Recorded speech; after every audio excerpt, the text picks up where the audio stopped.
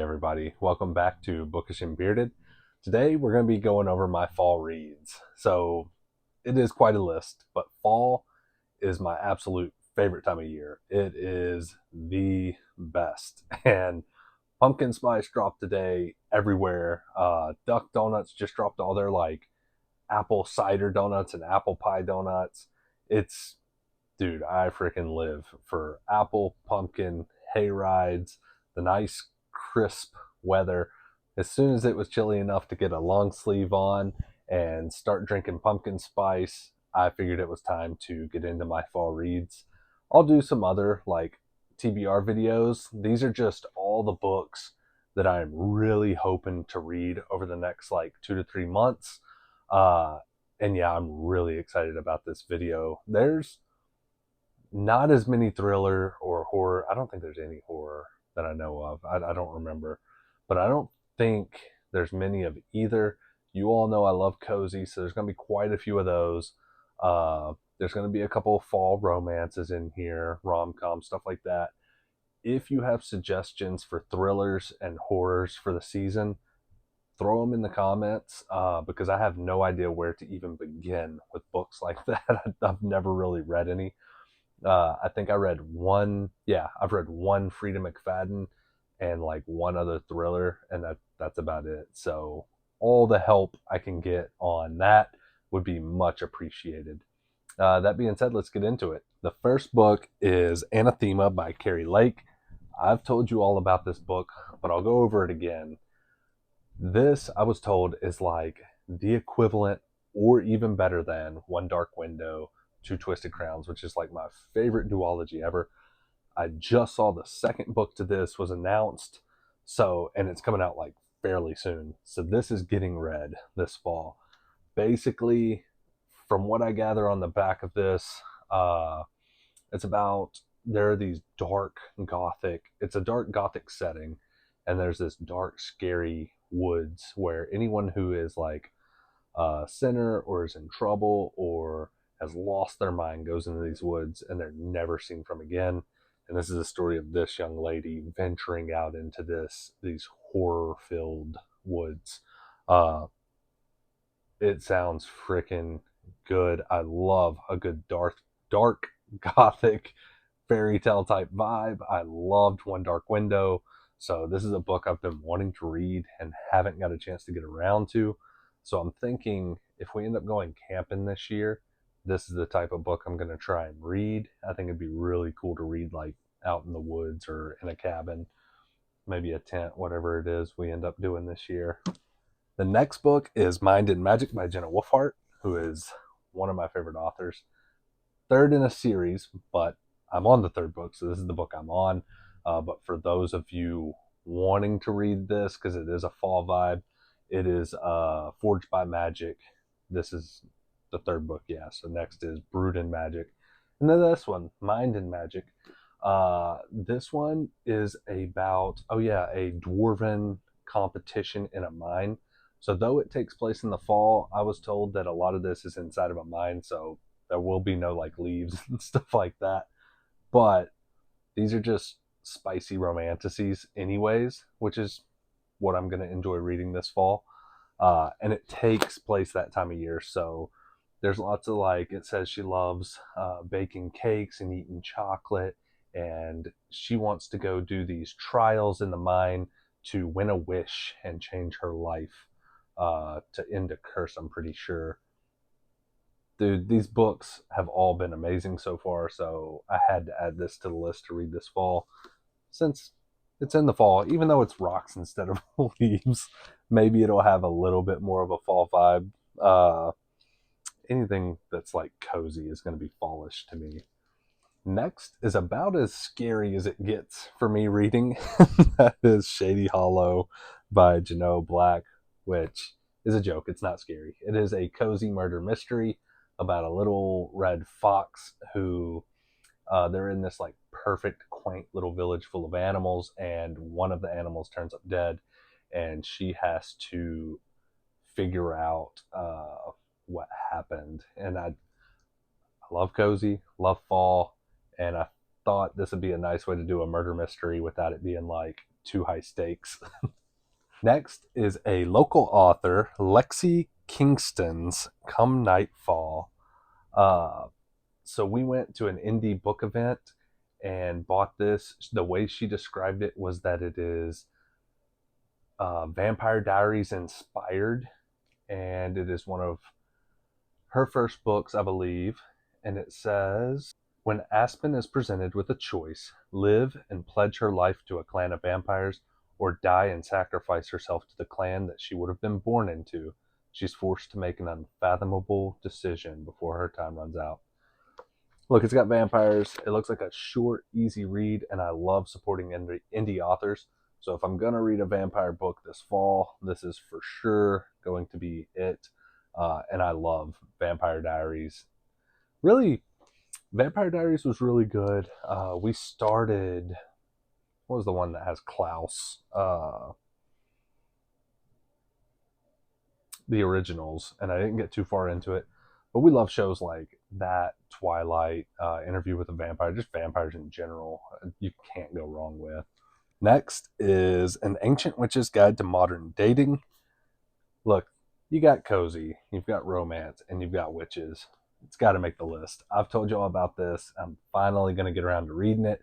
It is about a 1800s witch is making love potions for everyone, and uh, she wants to make one for herself because she's tired of being alone, and something when she's making it goes haywire and it explodes, and she winds up in today's time period and in this crazy new dating world with dudes nowadays. I can only imagine what kind of twists and turns this book will have, because I'm not gonna lie, it looks crazy out there for y'all. I'm glad I met my beautiful wife when I did. Today's dating scene for me seems like a lot, so I can only imagine an 1800s witch and what she's going to have to deal with in this. It looks freaking adorable. The whole book does. All right, next is Apprentice to the Villain, and I'll actually get around to reading the third one as well. Assistant to the Villain is one of my favorite books I have ever read. We're talking so funny, super cute, romanticy. The romance didn't heavily take over. I would say this was a good 50% romance, 50% fantasy, with a villain that did really good at being villainous. I hate when a villain is not quite evil enough. He was right on the line, so it was nice. I've got to read the second and third books. I held off on reading this until the third book was released, and I now own it. So this will be one of the first reads this fall. This next one looked very fallish to me, so I want to try and read it. It is The Irresistible Urge to Fall for Your Enemy by Bridget Knightley. I've heard mixed reviews on this, but I'm going to give it the benefit of the doubt because it looks adorable. It sounds really good. It's a slow burn romance where she starts to, and the inside just looks really, really fallish, Halloweenish.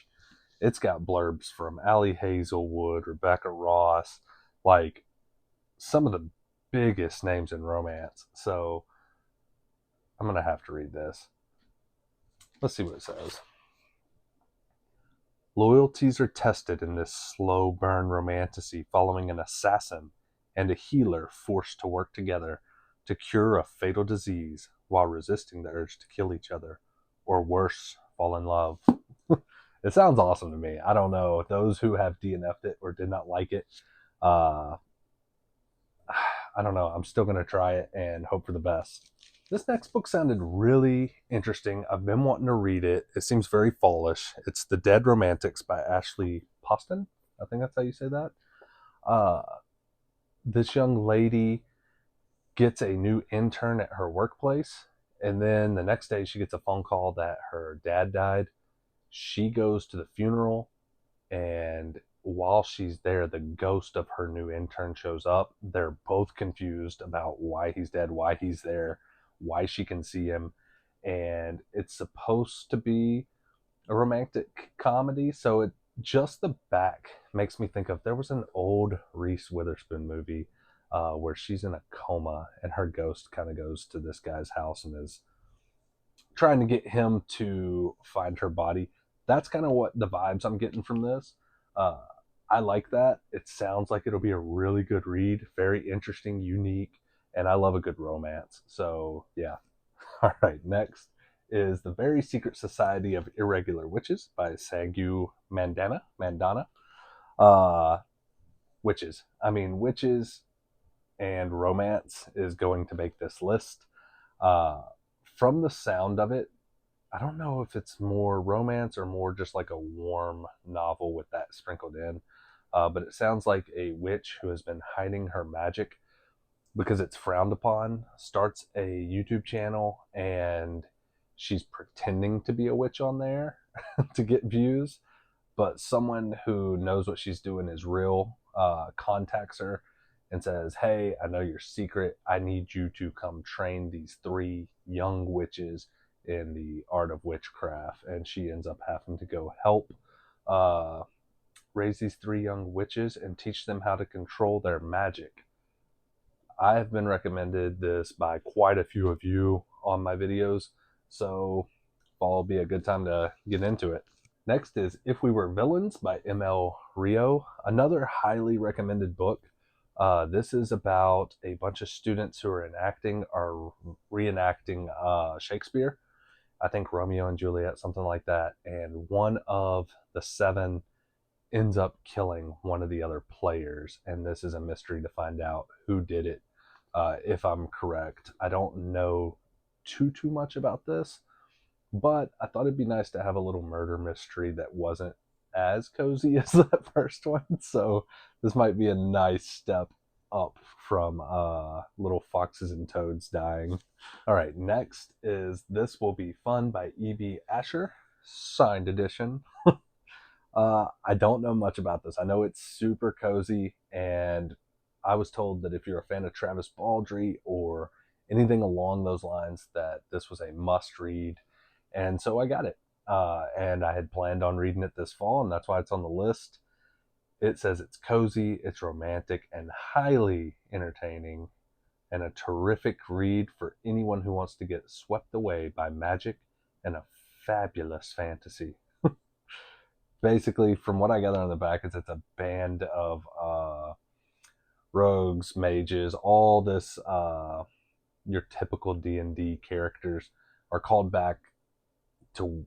They're all retired and get called back for some event, and they have to like rekindle old flames, find out how everyone's been doing, and dust off their old weapons and old instincts to face undead nemesis. But at the same time, it says, uh, dusting off their old weapons and old instincts, Patrice, Claire, and Elowen will have to face undead nemesis, crystal caves, enchanted swords, coffee shops, and games of truth or dare. So it's not very high stakes, it sounds. It sounded super cute. All right, next is The X-Hex by Aaron Sterling. I don't know a ton about this either, but a lot of you, including my wife, have all highly recommended this.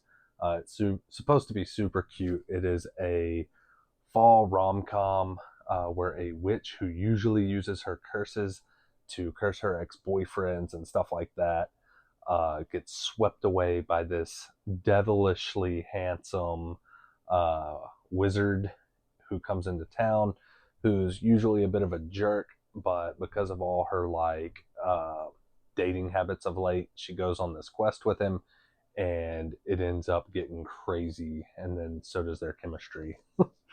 It sounded cute, and it's got witches.